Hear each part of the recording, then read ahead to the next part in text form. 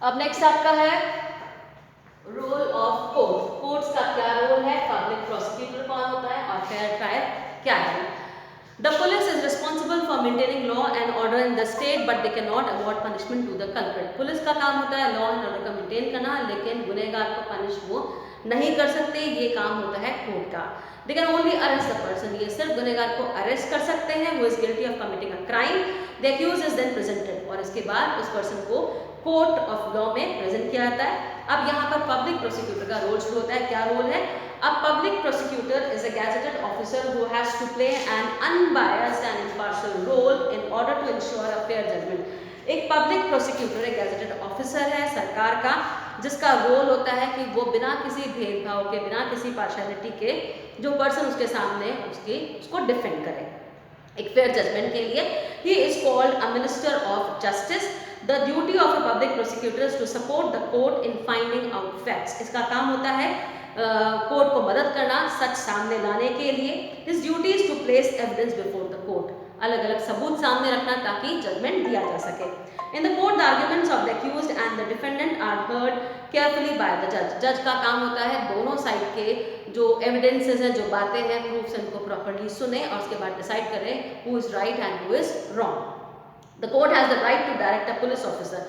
Court के पास अधिकार है कि वो पुलिस ऑफिसर को ऑर्डर कर सकती है टू अरेस्ट अ पर्सन को अरेस्ट करने के लिए and produce him before the court, और कोर्ट के सामने पेशी के लिए by issuing a warrant against him, एक वारंट के जरिए उसको पकड़ के ला सकते हैं। After a judgement if one party is dissatisfied, अगर जजमेंट के बाद कोई पार्टी डिससैटिस्फाइड होती है then they can appeal to a higher court, तो वो फिर उसे ऊंचे वाले कोर्ट पर अपील कर सकते हैं।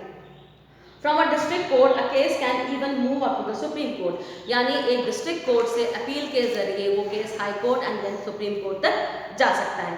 इफ द सेशन जज अवॉर्ड्स अ डेथ सेंटेंस, अगर सेशन जज ने किसी को डेथ सेंटेंस यानी मौत की सजा दी है तो वो एक्यूज हायर कोर्ट में जाकर अपील कर सकता है। फेयर ट्रायल क्या है? Every citizen is guaranteed a fair trial by the constitution. हमारे संविधान के अनुसार हर नागरिक के पास फेयर ट्रायल का अधिकार है। अब फेयर ट्रायल होता क्या है?